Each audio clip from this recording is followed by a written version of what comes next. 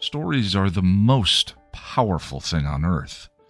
They are literally life and death. Wars are waged based on the story of who is the hero and who is the villain. You are the result of a story your parents told each other, the one-night stand, the soulmate, and friends who became so much more. Life and death.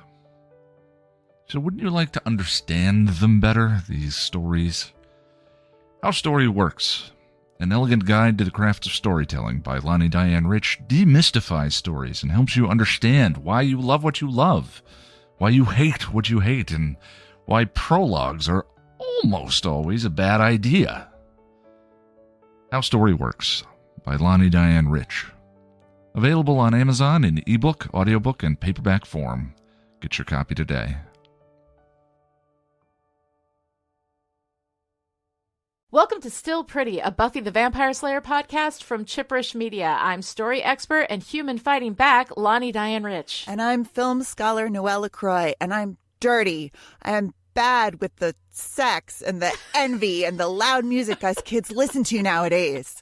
And we're here today to talk about Anne, the first episode of season 3. Anne aired on September 29th, 1998, and was written and directed by Joss Whedon. Between us, we've seen Buffy 11 skillion times. Most of that is Lani.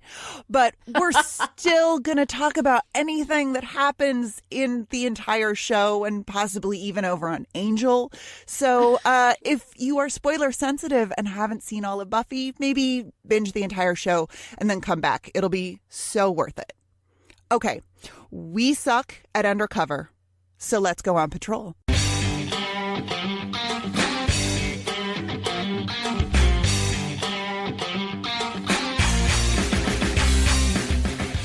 In Anne, the Scoobies try to do some vampire slaying sans the Slayer. And with the exception of the vamp running away instead of killing them all dead, results are about as expected. As they head home, Willow makes a wish. Wouldn't it be great if Buffy just showed up tomorrow? Like nothing happened? She can't just show up. She got kicked out. Buffy, it turns out, is in Los Angeles, living in a shitty apartment and working as a waitress named Anne. Chanterelle from Lie to Me, now named Lily, comes in with her boyfriend Ricky and shows off their matching heart tattoos with the other's name inked on their arms. After a few minutes, Lily recognizes Buffy, and Buffy takes off. In Sunnydale, Giles rushes off to follow yet another lead that might be Buffy, but Willow and Xander aren't as hopeful. You don't think maybe he'll find her? I think he'll find her when she wants to be found. In Los Angeles, Buffy notices an older woman on the street muttering, "I'm no one," to herself. Later, Lily finds Buffy and calls her by her name. Buffy's worried that she told someone, but Lily says she wouldn't tell. She ran away too, and she understands. While they're talking, an old man muttering, "I'm no one," walks into traffic, and Buffy pushes him out of the way of a car, then gets hit herself. As she rushes off, she bumps into a creepy guy named Ken, who gives her a flyer for a shelter for runaway kids. This is not a good place for a kid to be. We get old fast here. At the Bronze, Xander comes up with an idea to amp up the amateur vampire slaying, using Cordelia as bait. Meanwhile, Giles reports into Joyce that his latest lead didn't yield anything, and when he tells Joyce not to blame herself for Buffy running away, she says she doesn't. She blames him. In Los Angeles, Lily finds Buffy and tells her that Ricky's gone missing and asks for Buffy's help. Can you help me? I can't. But that's who you are and stuff, right? I mean, you help people and, I can't get into this. I'm sorry, Lily. You know how to do stuff. I don't. Not anymore. Buffy finally agrees to help find Ricky, and they check the blood bank where Lily and Ricky would go to give blood for money. The nurse there says there's been no sign of Ricky, but looks super shady. Buffy finds an abandoned warehouse and checks it out, and finds the body of an old man next to an empty bottle of drain cleaner. On his arm is the tattoo with Lily's name on it. Buffy reports back to Lily, who blames her. Outside, Lily cries, and creepy Ken says that he knows where Ricky is, and she goes with him. Meanwhile, Buffy breaks into the blood bank and goes through the shady nurse's files, and has exactly zero patience for shady nurse bullshit. You're getting yourself in a lot of trouble. I don't want any trouble. I just want to be alone and quiet in a room with a chair and a fireplace and a tea cozy. I don't even know what a tea cozy is, but I want one. Instead, I keep getting trouble, which I am more than willing to share. Buffy tracks the badness down to Creepy Ken and busts in looking for him just as he's about to throw Lily through a tarry portal into a pit. Lily falls in anyway, and Buffy and Ken fall through as well.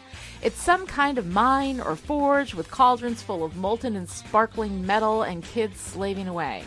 Luckily, Creepy Ken, now in full demon face, stops by to explain everything. The interesting thing, time moves more quickly here than in your reality. 100 long years will pass here. On Earth, it's just a day. So you just work us through our 2-0 and spit us back out. That's the plan. The demons bring Buffy and Lily out to the floor with a bunch of kids and make them answer the question, "Who are you?" with "No one." Then he gets to Buffy. I'm Buffy, the vampire slayer, and you are? Buffy sends Lily to lead the other kids out through the portal while she deals with the demons. She takes out the demon guards while an astonished Ken shouts the humans don't fight back. He orders more demon guards to subdue Buffy, and just when they have her, Lily pushes him off the platform, and Buffy uses the distraction to continue fighting. The kids get out, but before leaving, Buffy has one last quip for Ken. Hey, Ken. Want to see my impression of Gandhi?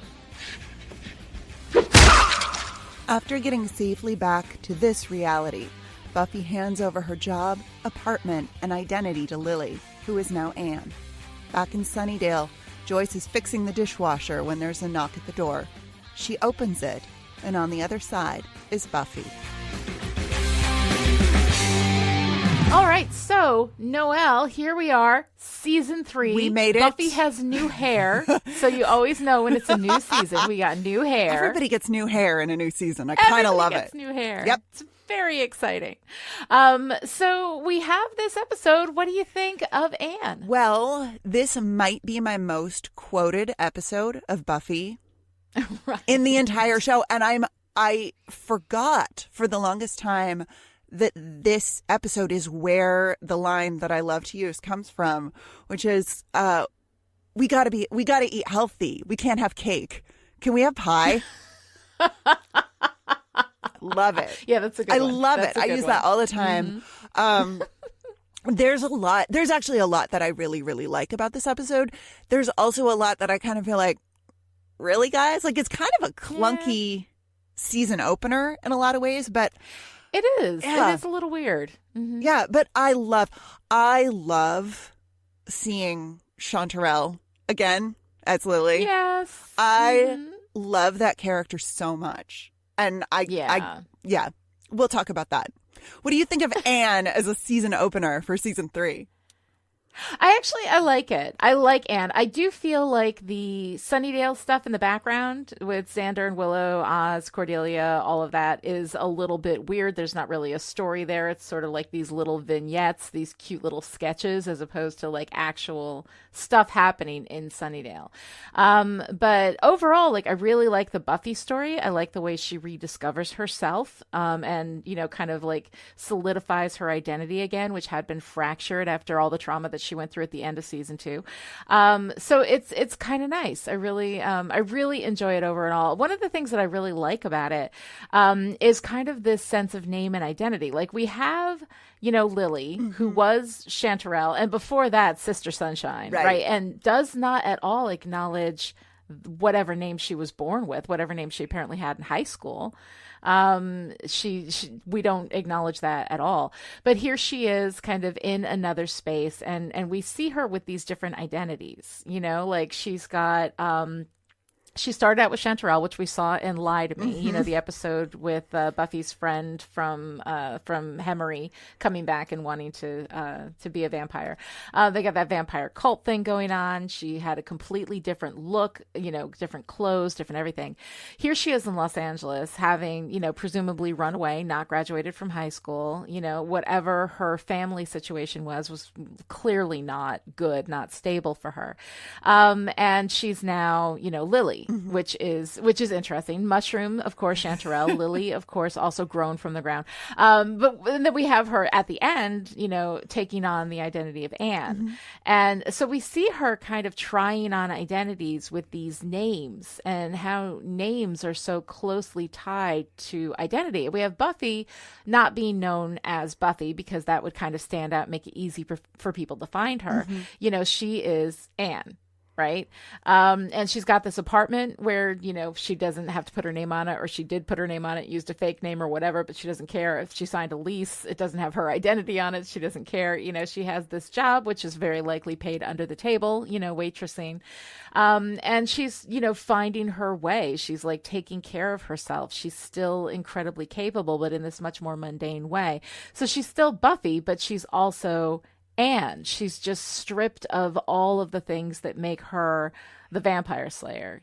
She's stripped out everything paranormal about herself and is just living this very normal, very mundane life. And I thought it was kind of interesting the way that we could sort of open up this story with this kind of meditation on the importance of how we refer to ourselves, the importance of our name and our identity. And I thought that was pretty cool. Yeah. And I love that Lily recognizes Buffy immediately. Do I know you? That's such a great moment, because especially since when we meet Lily, she's snuggled up to Ricky in the diner and they're very much into each other. And of course, that's the point, right? They have this ostensibly love story that's going to last forever because it's now tattooed on them. And Buffy is just having none of it because her forever is not that's not going to be. I mean, we see her dream about Angel, and he says, "I'll never leave you even if you kill me." Right. So she is grappling with the paranormal repercussions of this kind of intense one true love sort of situation that Lily and Ricky are just, I mean, they're not the sharpest tools in the shed. I mean, really, they're not. Right. But even in that lovesick kind of haze that she's in, Lily recognizes Buffy, and I love that moment so much. Yeah. And then Buffy has to leave. She says, "I'm not feeling well," and takes off from there, being recognized as part of this her former life in Sunnydale is just too much at this point. She can't do it. But I love this meditation that we get from Lily on changing identities and this idea that in our lives we go through phases. And I mean, I think it's interesting that she goes from being Sister Sunshine, following a preacher to being a member of the Sunset Club and following vampires. It's almost a complete 180. Yeah. But it's all following. She's all like, somebody has to lead her. She doesn't take initiative for herself, But it's also really interesting, too. She refers to herself in the third person. She refers to Chanterelle as a different person. Sister Sunshine is a different person. Yeah. And I thought that was kind of neat, too. Yeah. And even her name, even Lily, she says Ricky picked it. It's from a song. Yeah. So she's not steering her own life at all. And it's actually something I really love about Lily. Like, I feel like I really recognize this character who is running away from not just her own identity, but it's a kind of, she's running away from everything. It's this kind of learned helplessness where she needs someone to guide her and tell her where to go and what to do. I mean, when Buffy says, "This will go faster if we split up," and she says, "Great, can I come with you?" Just like, my heart just breaks for her, because it really is. It's not that she's helpless. It's that she's learned to be helpless because she doesn't have any sort of sense of her own power. And of course, Buffy is really running away from her own power. Right. The repercussions from her power are pretty intense, and she doesn't want anything to do with that. But of course, here on the flip side is Lily, who has no real agency, no way of supporting herself or taking care of herself. I mean, she even comes out and says, I'm not good at taking care of myself. Right. And Buffy says, gets easier, with practice. And I don't know. There's something about her as not really a foil for Buffy, but as a kind of, we talk about this a lot with other characters on the show that, Buffy could have been a Cordelia. She could have been a Faith. She could have been, any number of things had things gone differently for her. And I think that in Anne, we see that she could have been a Lily. Yeah. I don't know if she ever would have been a Lily. I think 'cause she can't, she leads by nature. That's who she is. She takes control. She, makes things happen. I think she definitely could have been a Cordelia. But I find it interesting that at the end, like Lily has been following and following and following. And then we have her take on the identity of Anne, and she is stepping into a Buffy role. And then the next time we see her is in Blood Money in Angel season 2, where she is Anne. And that is just her identity. She doesn't reference anything. She does, I think, mention that she's from Sunnydale. I think we get at least that. But I mean, for the purposes of Angel, she could have been anybody. Like, I don't think we really directly look at her past and her history. But there, she's running a home for runaway teens, and she's taking care of these kids, and she is leading and kind of taking on that identity. She is partially Buffy. Yeah. Yeah, well, and Buffy puts her in that role when they're down in the forge or the mines or whatever the hell it is. What are they making? What kind of capitalist thing matter. is this? Yeah. They're creating spoons. I don't know what it doesn't the hell matter. They're doing. Whatever it is. Yeah. And she says when Buffy gives her her marching orders, essentially, she says, take these people to safety. And really transfers that responsibility for the safety of these runaway kids to Lily. And that is a role that she can embody because it does give her some power and some agency. So I don't know. When I say that Buffy could have been a Lily, I don't mean that she would necessarily have that learned helplessness, but that she might have fallen into the kind of despair that I think we are supposed to read into Lily's story, that she doesn't. Yeah. And the rootlessness. Yeah. Too. She doesn't want to be where she doesn't want to be any of the places that she's come from. I mean, Buffy says, what do they call you at home? And Lily doesn't answer. Yeah. So she doesn't, whatever they call her at home is not something that she can speak. Because that is the identity that she has to run away from more so than any other. And I find myself just fascinated by her whole backstory. Yeah. Yeah. No, she really is. She's very, very interesting. And Julia Lee, who plays the character, I think does a fantastic job with it. Really interesting, really fun. And when she's over in Angel, you can see, like how she has actually evolved. It's a very motivated, evolution for her from one character to another. But in this episode, I think we get some really fantastic Buffy. I mean, Buffy is clearly, withdrawn and still upset, obviously, over what happened with Angel, still unable to kind of face everything and in hiding, not just from other people, but also from herself. She's not Buffy in Los Angeles. She is just Anne. She doesn't, she's not fighting demons. She's not dealing with any of this stuff. And when Lily first comes to her and asks her for help, she's like, no, I'm minding my own business. Yeah. I don't get involved in this stuff. But then she can't help it. Somebody is coming to her for help, and she's going to help them because she still remains Buffy, even when she's trying really hard just to be Anne. Yeah. So I love how she becomes Buffy, but she is Buffy with a rougher edge. She's Buffy with no fucks given. You know, Yes. and I actually kind of like that Buffy.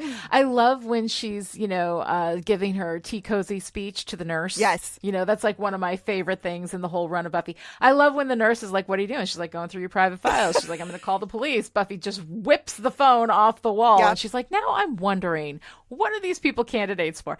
And it's just, she just does not care, and then when she goes and she tries to do the undercover thing and she's like, yeah, I'm just here with the sin and whatever, and then she just busts in.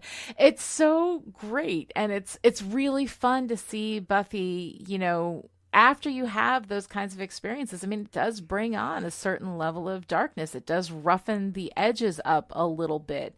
You can't be bothered with bullshit as much, and this is Buffy. This is who she is. She's still capable. I mean, she's still a kid. She's 17 now? Yeah. She's still a kid. She's still, like running shit. She is an adult, already. She is, and that point where Creepy Ken says, you grow up so fast here, and she's already grown up. Yeah. She is still technically a kid, but she is completely grown up because she had to, and it was fast. Yeah. I like that we have this sort of two sides of not being great at lying. On the one hand, we've got Buffy, who just has no time for it. She's seen too much. She's been through too many things. She can't be bothered.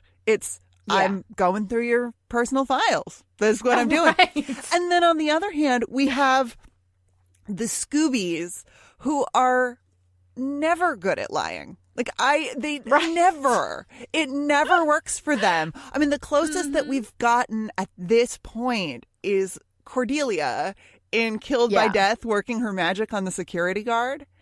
Yeah. And I kind of love this, that there's a sort of innocence not innocence, but a more childlike quality that makes it difficult to lie effectively. And then there's this much more adult experienced side of things where what is even the point of exactly lying or being undercover?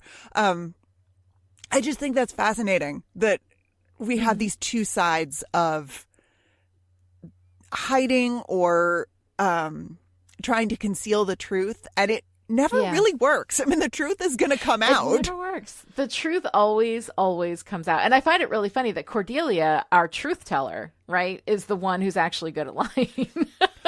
Well, and what's funny about that is that she's not lying necessarily. She's just working it. She is she's improvising in the best way possible. But speaking of lying, speaking of folks not telling the truth, something that really rubs me the wrong way in this episode from a storytelling standpoint is Ken and how genuine and open he seems in that first scene with Buffy. Yeah. And what a turn that is when we discover that he's a demon, that he's not on the... I mean, even before we discover he's a demon. Yeah, I mean, does he not seem completely shady and creepy to you in that opening? No, he doesn't. I mean, with Buffy? Okay. Maybe not... He seems very... a little bit too sincere, but I also feel like I know that person. Like I know the person who is so invested in their own work of, for lack of a better phrase, saving people, that they really do just, it's that tone of like, I really do just want to connect with you. Like, I really do just care very deeply about everyone here. Like, that scene, I don't get creepiness from him. I get a sincere, maybe overly sincere, but a sincere desire to connect with Buffy and with this community where, these kids who apparently have nowhere else to go, congregate. And there's a really, I don't know, there's a much deeper story there. You know, what is it about this community, and who are these kids, and how many of them, how many of them are escaping abusive homes and families. And we get a moment's meditation on that, this really weird sequence where they've got all the shots of the kids. And actually one of them, the woman, the girl who's got her arms wrapped around herself while she's standing in the street in Los Angeles is used in the opening sequence of Angel the whole run through. And it's so weird because whenever I see that, I'm always like, oh my God, that's right. They bought it from here and they put it into Angel. Which is kind of interesting. But we have that moment where it's like we transition. We've got the song that's being sung at the Bronze, but we're using it over all of these images of kids living in the street. And it's such a weird kind of space for that kind of meditation on, runaway kids. And I don't know why it always strikes me as so strange and so almost like the more after school special kind of feel to it. It's weird. It does feel strange. I grew up in the LA area, and there are a lot of, or there were, when I was living there were a lot of homeless folks. People experiencing homelessness or living on the streets for any variety of reasons. So it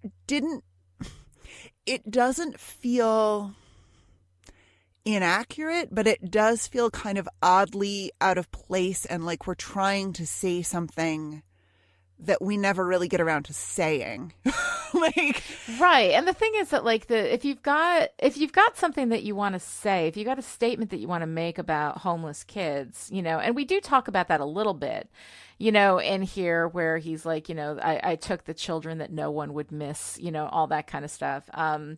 And the invisibility of these kids. I mean, of people who are housing insecure in general. We tend to very much make them invisible.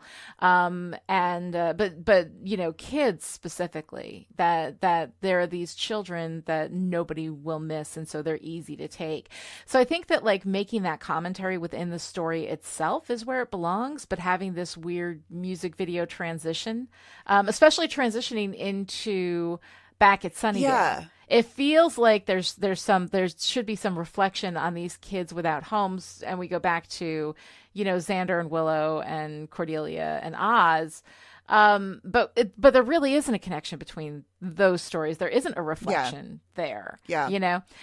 So it all just felt a little bit weird, and like it didn't really belong in there. Yeah. But Ken strikes you as creepy right out of the gate? Oh, okay. Yeah, right out. But that kind of stuff always strikes me as creepy.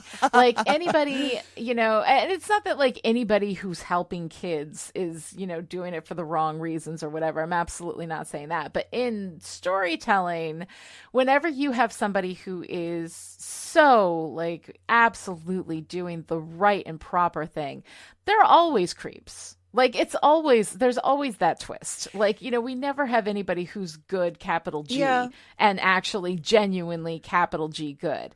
So I think that there's something about that just having a certain level of media savvy, if I see anybody who's doing a good thing and they're not messed up in a million other ways, then I'm just like, oh, well, that person is obviously up to no evil. Good. Yeah. So so for me, I think obviously a demon. It's an extra textual perception that I picked up there. But speaking of things that are really weird and maybe don't necessarily belong, did you read Nazis in these demons, or was that just me? No, I definitely read Nazis in the demons. Yeah, definitely. I mean, there was the outfits, the work camp, the devaluing of human life, the masks of skin, which I presume were human. I don't even know what to do with that. That demon who asks the kids, "Who are you?" is the stuff nightmares are made of. That absolutely. Makeup, my God. Yeah. And then he's got a, I don't know. It looks like a human skin face mask that's been stitched. Yeah. Oh my God. Probably probably one of the most terrifying things we've seen so far. No, it absolutely is. And the thing is, there's similar imagery that they use in the Angel season 1 episode Hero, where we lean even more heavily on the Nazi thing. Yes. You know? Yes. But, you know, we've talked before about how religious iconography comes pre-charged with mysticism, right? Oh, yeah. You know, and when you use it without acknowledging everything that it represents and everything that it comes from, it feels a little bit like cheating. It feels like we're pulling in these pre-charged, you know, icons, but we're not really talking about what they mean. You know, we're just taking advantage of the charge, you know? And I think the same thing happens with Nazis. Nazis come pre-charged with just ultimate evil, you know, and so we've got these demons who have this kind of Nazi-ish look around them, you know, and the reason that, of course, Nazi references, visual references to Nazis come pre-charged with evil are because Nazis were fucking evil. Like, they killed a lot of people. They killed the Roma, the Poles, people with disabilities, black people, homosexuals, Jehovah's Witnesses, I mean, everything, but clearly most viciously went after Jewish people. And I think that for me, my problem with referencing Nazis without acknowledging like the entire context of it is that the Nazis killed Jewish people. Nazis are representative of anti-Semitism, but anti-Semitism is one of the forms of discrimination and oppression that we really don't look at directly a lot. We, you know, kind of erase it culturally. And because of that erasure, because of the fact that we don't recognize anti-Semitism for what it is, for the evil that it in itself is, when we borrow Nazi imagery to come pre-charged with that evil and divorce it from its historical context, to me, it feels like even more erasure. Now, I'm not saying that, you know, that you can't use, you know, like images of evil. Like, there are images of evil in the way that evil kind of perpetuates itself in this. But it's simply because we don't, I think, recognize or acknowledge anti-Semitism when it shows up in the way that we will recognize and, you know, like racism or misogyny or, you know, anti-LGBTQ, you know, issues. Anti-Semitism is one of the things that we still kind of, you know, that and like, you know, like fat shaming and this kind of stuff. Like, those are things that we often don't recognize as quickly, as readily. And that erasure culturally combined with this erasure specifically in this instance makes me really uncomfortable. And I'm wondering what you think about that. Like, am I being oversensitive to that? I don't know that you're being oversensitive to it, but I do think that an issue that not just Buffy has, but really any media, when using, you know, when you're using symbols and imagery that is, you know, familiar in a particular way to suggest one thing. So here we're using Nazis equal evil, right? Right. You know, good shorthand, good visual shorthand. Yeah. However, Yeah. however, that visual shorthand comes along with other history and, you know, there's much more there than just Nazis equal evil. So it feels, in this instance, I don't know that it feels insensitive to me so much as it just feels kind of clunky. Like, well, yeah, no, it feels, and to me, I don't know, like, I'm not sure where, like, I don't really have this nailed down, like, where my problem is with this, but it is similar to that religious iconography being pre-charged by something else, and then you borrow it without acknowledging what charged it in the first place, and it feels like cheating. mm-hmm. And here, leaning so heavily on this Nazi imagery, you know, without acknowledging, I think, something that we do tend to make invisible deliberately. Like, it wouldn't bother me if we acknowledged in our culture the anti-Semitism that's there, and if we did something about it. You know, like, it wouldn't bother me so much if culturally we weren't doing these things that we do. So for me, it's very much an extra textual problem rather than necessarily a severe criticism on this instance of it itself. Does that make sense? Totally makes sense. Okay. Yeah. I mostly got bunched up in the textual, what the hell is even going on here? What even is this? Like, I get that these demons are demons, and Ken talks a little bit about hell and the absence of hope, and is he trying to create hell? Like, I'm so confused. I mean, and that's another thing. Like, he's clearly, okay, maybe I shouldn't say clearly, but to me, when he approaches Buffy, or when he's approaching the kids on the street, he's got this very he's got this very sort of, not quite smarmy, but I mean, he calls himself a square, like this sort of olden, he's got this kind of like olden timey preacher vibe in a way, but also sort of the, I mean, this is what, 1998? He's got the kind of like cool Christianity vibe, like, you know, cool Jesus who's hanging out with homeless kids. Jesus, right. You know, so there's something there for me in the, like, I don't know, like, I feel like we're almost saying something. We never bring up Christianity or Christ. This is not, this isn't a family home, isn't a Christian establishment as far as we can tell with this facade that Ken has put up. Right. But hell is a very specifically, like, hell the way that Christian reference, right? Hell in the way that Ken talks about it when they're there, in the absence of hope, you know, the connection to despair and hell and separation from, I mean, despair is the belief that even God can't help you.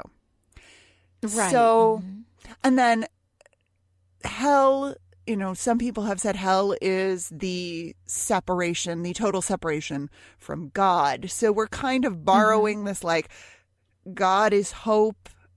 Like, again, it's the borrowing imagery and language, and I'm not totally sure what we're saying with all of that. Yeah. It feels... Yeah, whether there's a real commentary on it, but it does seem avoided. Like, I mean, you know, Sunnydale's not a hellmouth. Right. You know, I mean, we borrow this stuff liberally without really talking about it. And I think that's it. And also, like, I don't know, like, the evil is so evil. I mean, they're wearing masks of skin, you know, and they're beating them and they're saying, you are no one, you are no one. But the fact of the matter is that, like, they're running these kids like batteries, right? You know, they bring them down, and these kids are living long enough in this alternate dimension. It's a day or so on Earth time, but it's, you know, 50, 60 years for them, right? Like, beating them and working them that way and keeping them in cells is not the best way to keep them working well. And had he, like, in the demon part of it, you know, been using them that way and then still selling it as this is something that's like, here, where were you going to go? What were you going to do? Here, you make us money. Everything's great, you know, and that these kids are like, I almost would have been more interested in a more, like, layered kind of gaslighty evil from this demon, especially because he was so good at playing the empathetic, you know, cool preacher guy. Right. But at the same time, like, they chose what they chose, and they went for full on, you know, like, devil full forge. It's like... Yes, exactly. And that's fine too. Like, that's a choice, definitely. It's just that I think I would have been more interested in something maybe, you know, like a little bit in between that still had kind of the gaslighty thing, because you want to keep them going so that they work for you as long as possible. But they all managed to get old, like, really fast. but he doesn't drain them really fast in like a couple of days. Like he said, the time is different. And, and we'll run out to the hell math idea on Buffy and the Vampire Slayer, where they figure out how this stuff like relates, and they do the hell math. I can't do math. I can't figure it out. Like it goes way beyond me. So that's the timey-wimey stuff I can never wrap my mind around. But I mean, like he's presumably in this pit, he's running them all, but everybody in there is young. Mm-hmm. So like, does he run them for a certain period of time, and then when he returns them, they get old because they would have been old? I don't know. I don't understand how all of it works. But it seems to me like not the most efficient way. If your objective is to have them, carry around your molten metal in whatever, buckets or whatever the hell they were doing. Yeah, what the hell are they making? I don't even know. Like, what are you making that's getting so much money on the streets? It's like work work in Los for Angeles? work's sake, apparently. It really does seem. It really does seem evil for evil's sake. And if he had given us a speech about how, like, if we were talking about roles in society, right? Because Buffy is trying to escape, among other things, her destiny, her role in the big picture. If Ken had given us some rap about like what your role is in society, and this is like, you are nothing, you are no one. Your role essentially is to work with no pay and no comfort and no joy, and then go back out to the street and die. We could be making some commentary on work. We're not working the metaphor. Yeah. We're not working the metaphor. It's just you could fall down through a tarry pit and it's evil. Right. It's right. just a pit of evil. We're just evil. It's just evil. Because I mean that brings us to the connection to LA, the world above. What the actual fuck is going on with these file folders with kids who donate blood and then they're put into some system that Ken then targets them? What the hell is going on? Like, what? Well, they donate blood for money at the thing. The shady nurse, who we'll talk about in just a second, the shady nurse sends, gives Ken the names of the ones that are healthy enough to work for him, I guess. And then he comes and grabs them. And what? I don't know.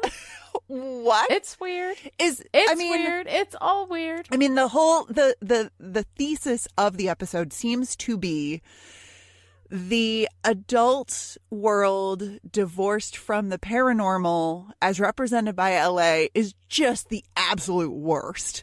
I mean, we've got People are the worst is basically the theme. Pretty much. Like normal humans with no connection to the paranormal are the absolute worst. And then the paranormal is maybe the second absolute worst. Well, and the paranormal is the most like deliberate evil, But here we have like the shady nurse, right? Which we just did a couple episodes ago in Go Fish. Yeah. Right? We had a shady nurse there, helping out the bad guy. And I'm like, why? Like, what, are you getting money? I mean, why does this show hate nurses? Nurses are good people. Nurses are really good people. Nurses are some of the best people. Nurses are the best. I have a theory. It's not a nice theory. And the short answer is misogyny. Oh, yeah. I mean, the longer answer is that historically, nursing is one of the few ways that women could have any power at all. I'm using the biggest air quotes you've ever seen here, but, it's one of the real jobs that a woman could go out and get. Yeah. And from an exploring taboos kind of standpoint, nurses have a lot of power. I mean, they carry clipboards and needles and they can poke you with things. I mean, nurses, nurses are people that you need to be able to trust. And because their job is to take care of you. I mean, nurses do most of the caring in medical situations. Doctors will swoop in and do, Doctors give the orders. Nurses do the job. Like nurses are the ones that are taking care of you all the time. And you're never more vulnerable than you are with a nurse. Like, a nurse can mess you up if she wants They will to. take your fucking blood. I mean, they really will. Yeah, right. But I know. I think that there's something about, a woman in power and misogyny says like, well, that's not okay. We need to make this corrupt. Right. Because, yeah, I mean, women with power are scary.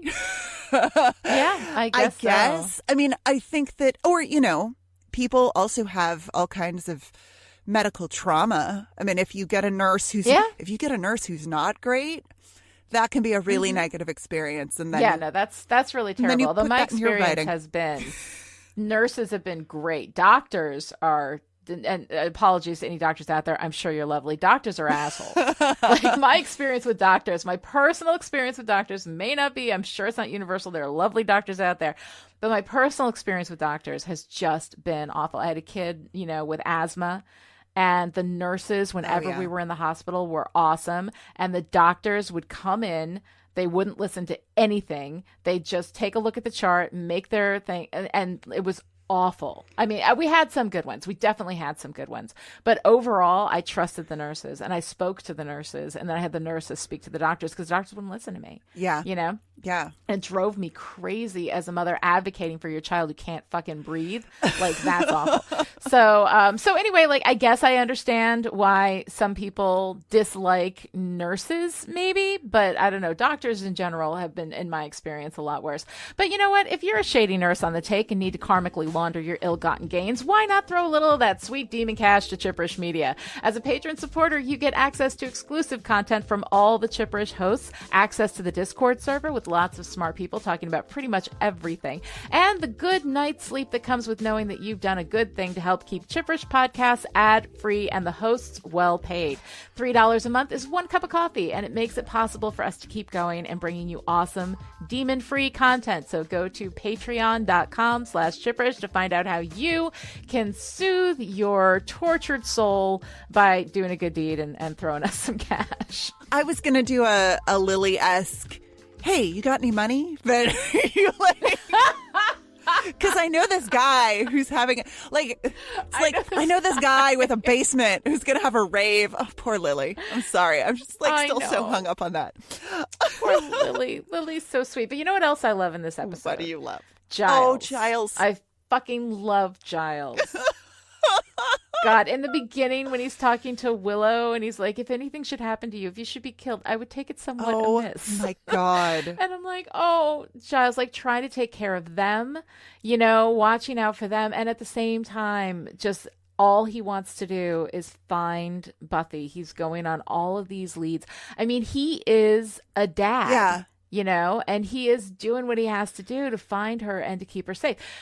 Meanwhile, we have Joyce, who I hate in this episode. Like, why? So much. So much. First of all, she's like, I can't leave. I can't. What if she calls? And Giles, who is going out and actually actively looking for Buffy and trying to find her, she's like, no, I blame you. Whatever the fuck, Joyce, what are you doing to find your daughter? Nothing. Right. You're sitting there and letting Giles do it and letting Giles feel all of this, and trying to help you out, trying to take care of her, and then Giles nicely says, I didn't make her who she is. And then Joyce is like, well, who is she exactly? Well, fuck you, Joyce. Why don't you ask her and find out when you had a chance, to talk to her about it? Instead, you said, don't even think about coming back. I'm sorry. I don't think it's Giles who said that to Buffy. That was you. So yeah, Giles was not the one who kicked Buffy out of the house. Out of the house. Like, that's not... I mean, God. I don't... We talk about this all the time, and we're just going to keep talking about it. What the fuck, Joyce? Like, Joyce is not written like a fully realized character. Like, she's really... No. Joyce is just whatever needs to be happening with Buffy's mom that week, and it's... Yeah. So frustrating and so ridiculous because they really, I mean, Christine Sutherland is a gem. She's amazing. Yeah, no, she's she fantastic. Does everything with the nothing they give her. The problem is not Christine Sutherland. It is this fucking character. And yeah, she's a conflict vending machine. It's just, what do we need? We need Giles to feel bad, so let's put Joyce on the case. We need Buffy to feel bad, so let's put Joyce on the case, you know? And the only time Joyce is allowed to not be terrible, you know, is when we don't need anybody to feel bad. But if we do, man, we're going to put Joyce on it. So, yeah, the thing that, like, and the thing is, in later seasons, you know, I forgive Joyce for all of this because I don't feel like any of it was genuinely her. When we start to actually see her as a character a little bit more, she becomes more consistent. She's less of a vending machine.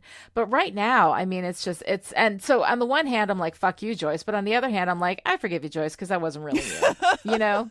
Like, that wasn't really who she is in the entirety, you know, like once they get over this vending machine nonsense with her, you know, they do write her more consistently and make her into like an actual character.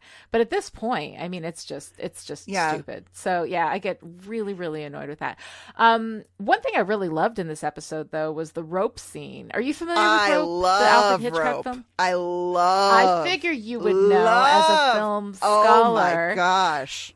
So why don't you explain for the nice people about Rope? Just tell the nice people about Rope. Tell the nice people about Rope. So use that film scholar. Oh my God.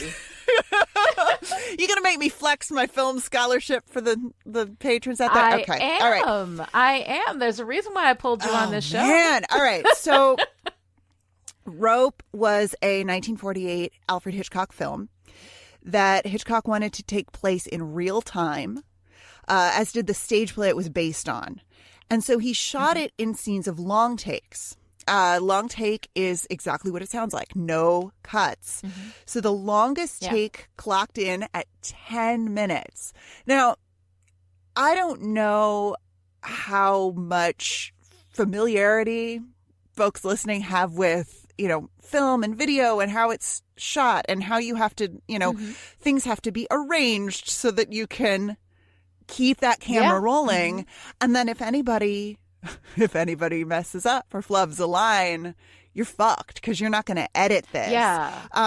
No, it's complicated. Like the blocking. Oh my God. And the, you know, the way you got to move the camera through, and then to move the camera from the library all the way down the hall into the lobby, you know, to end on Cordelia and Xander. I mean, that is a complicated thing to do. And that takes a lot of time.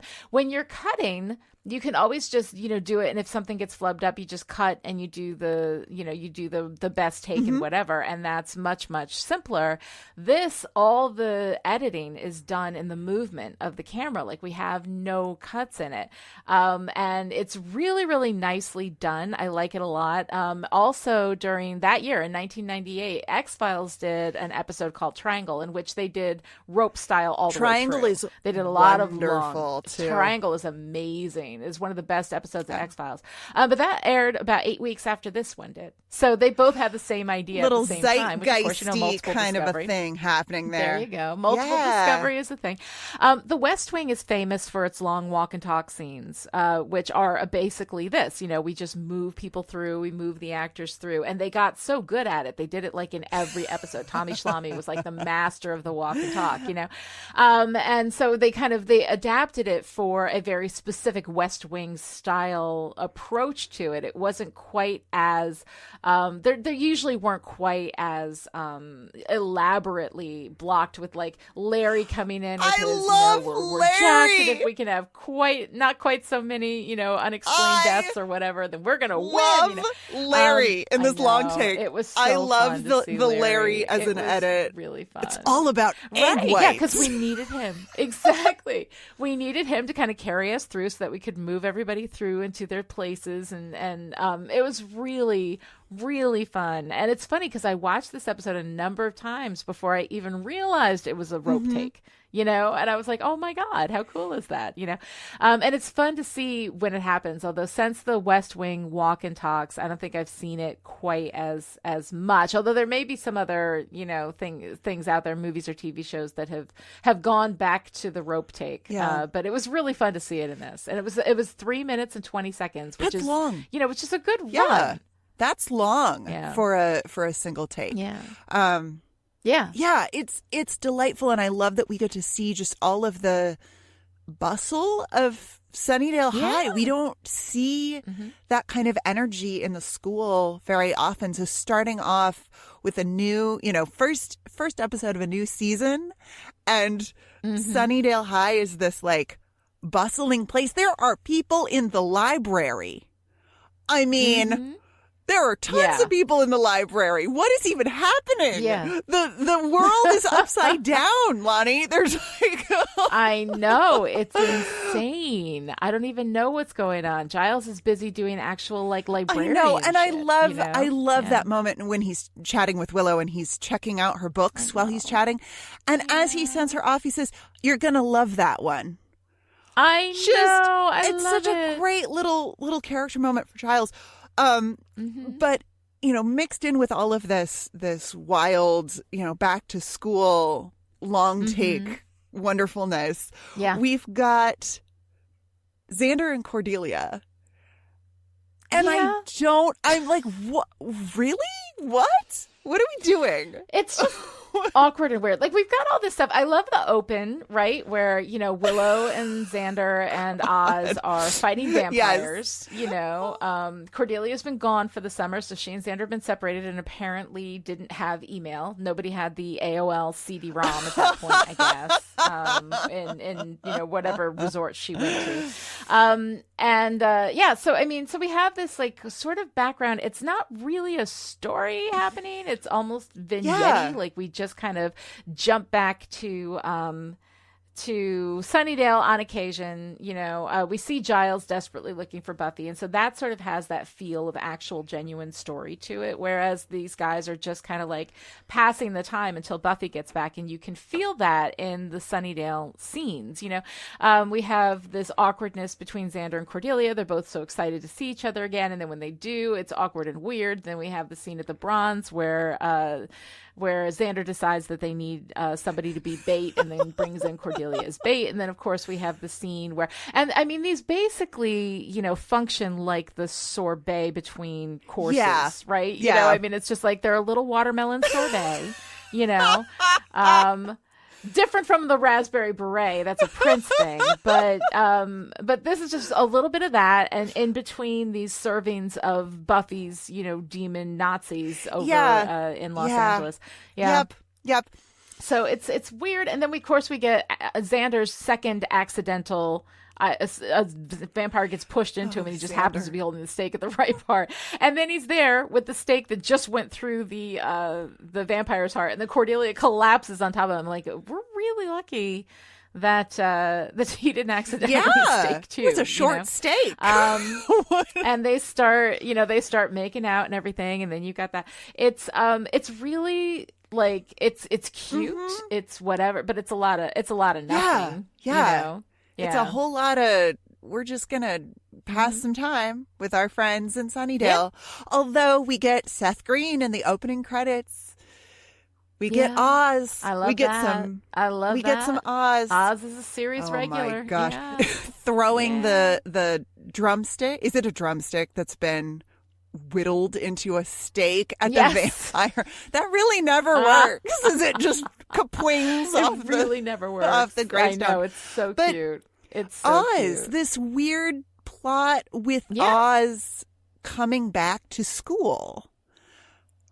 Right. And I mean, this is the thing. Like, I like, of course, that we, Oz was a senior last year, so we have to explain why he's still a senior this year. And then he's like, yeah, remember all those incompletes? Remember? And she's like, that's what summer school's for. Yeah, remember how I didn't go? And so, I mean, the thing is that, like, and he's going through the, I thought you'd think it was cute kind of thing. And, like, no, it's not cute. Like, it's completely irresponsible and not at all like Oz. Like, Oz is the guy, like, he's in the band, but he's the one who's always taking care of things. He's the one, like, Devin is the one who would forget to go to summer school, So I understand that we need to explain, like, why he's in the school, because we're not giving him up, and that is the right call. Yes. And they made it funny, and they tried to make it cute, but the thing is that the guy who doesn't go to summer school deliberately, the guy who has all the incompletes during his senior year, like for no reason that we really know. Like, that guy is not the kind of guy that a Willow is with. Yeah. You know, like, and Willow is obviously like clearly disturbed by it, you know, and he's like, well, I was hoping for, you know, eccentric, you know, with you think it was cute. Yeah. Cool. And she's just like, no, that's not okay. And then that's it. And then we're just like, okay, that's fine. We just have Oz for another year, and that's the right call. You know, but it's weird. I mean, it's very cute in a way that Willow is the one who's excited about what their first homework assignment is going to be, and Oz is the one who doesn't get up until 3 p.m. and, you know, but Willow's absolutely right. You know, she says, like, you're Mr. Test Scores. And it just kind of like he was just last year. He it's was kind of a bummer that the brilliant. It's kind of a bummer that Oz that we kind of cram Oz into the story in this way. Right. Instead of retconning, like, you know, because we had him established as a senior. Yes. Right. He was a year older than Willow. And instead of retconning where he was like, you know, because I think what would have made more sense for Oz, honestly, is if he'd ended up taking too many courses, but they were all the wrong ones and he didn't meet his requirements. Like that, I could see being an Oz thing to do. He's like, I was really interested in this, so I took that. Turns out I kind of missed a lot of my requirements, and so now I have to finish up. Like I could definitely see him being like taking too many classes and taking the wrong ones or something like that. But not, I don't know. It doesn't seem consistent with the guy who got pulled out, you know, by the feds in out of sight, out of mind. Yeah. Right. You know, to be possibly like alongside Willow because he was so incredibly smart and had done so well in all of his classes. Then again, I mean, last year was the year he discovered he was a werewolf. Yeah. That can interrupt your ability to get like your senior year and we stuff say done. Nothing about that. We're just and I think that would have been very reason. Funny too. Well, you know, remember how I found out like, it was a werewolf? Being a werewolf kind of screwed up. You know. Exactly, being a werewolf kind of screwed up my like the same way that a medical condition would, you know, sometimes interfere with your school, right? Yeah, like that. He's like I missed some tests, I missed some stuff, you know, and also if he deliberately said, I wanted to stay an extra year here with you. I wanted to be here with you. I wanted to fight the demons in Culture. You know, like that could have been a thing. You know, any of that could have been a thing, except this like super casual irresponsibility that just doesn't. I know he's so zen. He doesn't care. He's totally zen and he doesn't freak out. But it's like, it's not that he doesn't like care. I think he cares about things. I think things are important to him. I just don't think he freaks out, gets like anxiety over it the way that a lot of people do.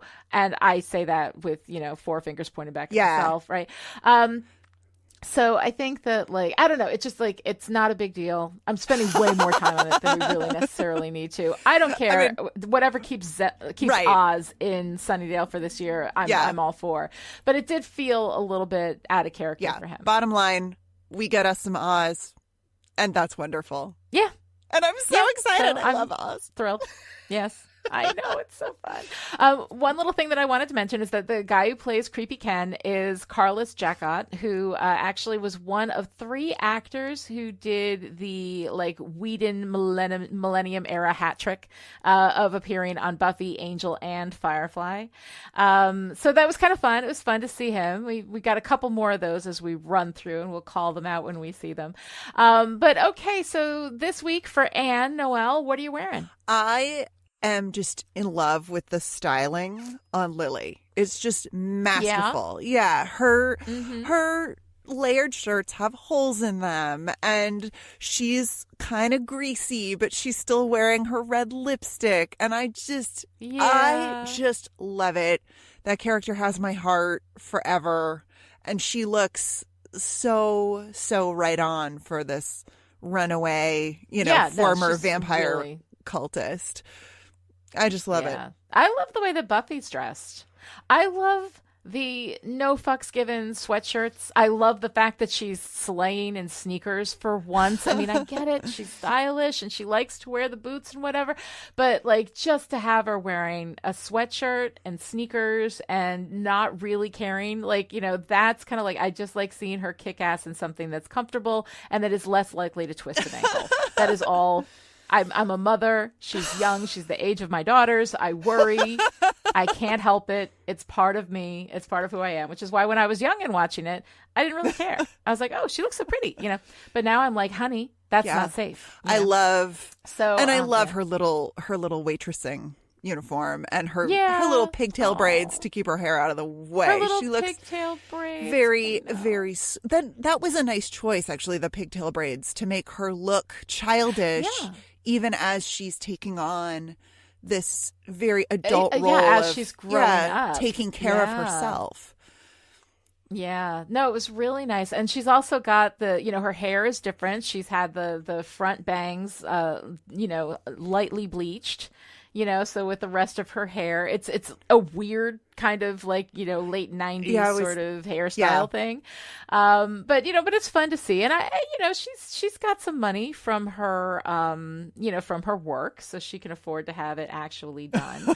But yeah, it's kind of nice to see. I love the new hair that comes with the new season. I don't know why. I always enjoy the new hair. New season, everybody gets haircuts. Well, I mean, back to school too. Willow's got her back to school haircut, and her little hat, that little purple bucket hat that she wears in the library. Know. What? So oh my cute. God, Willow. Oh my So God. cute. I love all of her. I love all of her stuff. I think it's just adorable. All right. So what do we got for ARG the patriarchy? I mean, we have gross dudes at the diner being gross, but they're supposed to be gross. Yes. And we get the patriarchy distilled into just the most fantastic ass slap noise. That noise. Yes. Like, it's way more sharp and resonant than an actual smack on the butt, but we need to drive it home that this is absolutely the fucking worst. Right. I mean, we've got Ken being all smarmy and that, like, I just want to take care of all y'all, but really I'm gonna push you through demon goo into the forge of time travel or whatever. Yeah. It's icky. It's all icky. Yeah, there's a bit of that ickiness. All right, girl power moment of the week. What do you got? Oh man. Okay. This isn't super girl powery, but I love it, and I'm gonna throw it into this section. Willow in the cemetery trying so hard with the, I know, with the trying quips. so hard to be quippy, and it just does not work. But she is on it, you guys. Like, when Buffy is away, Willow is the team leader, which I really appreciate. And I love the way, I mean, she's said, I think it's in, now I don't remember. Is it in Becoming Part 2 when she says, I don't want to be our only hope. Let's find another hope. She doesn't. Yeah, that's in I Becoming. love that Willow is the girl who doesn't want to be in charge, but if she needs to be in charge, she'll be in charge. She'll do the thing. Well, right, because she has the capability. She has the capability to lead, but not the will. And I think that actually makes her a much better leader, because if you're leading because it feeds some sort of sense of ego within you, probably not going to be as good a leader as somebody who is just doing it because they have the capability to do it. So I think that that's really great. Willow, of course, is always awesome. I love the moment Lily, who always needs people to take care of her, who can't take initiative, who, when Buffy says, let's split up, says, oh, okay, can I go with you? Then she actually pushes Ken, like the baddest ass of all the badass demons, pushes him off the platform and makes it possible for everybody to be rescued, for everybody to get out. And I like that moment where she kind of grasps her own agency and autonomy and makes it happen. And I think that that's a really, really nice moment for Lily. I like that a lot. And of course, everything Buffy. No fucks given Buffy is my favorite Buffy, hands down. Oh, easily. That's it. All right. So, Noelle, what's your favorite part? Well, you are going to go over what is my actual favorite part in a minute. Because I stole it in the notes. And it's fine. I mean, you got there first. Yes. Fair and square. You stole it fair and square. Yeah. But the part I adore and quote all the time is that exchange between Ricky and Lily in the diner. Yeah. Can we get cake? Don't be stupid. We got to eat healthy. We can't have cake. Can we get pie?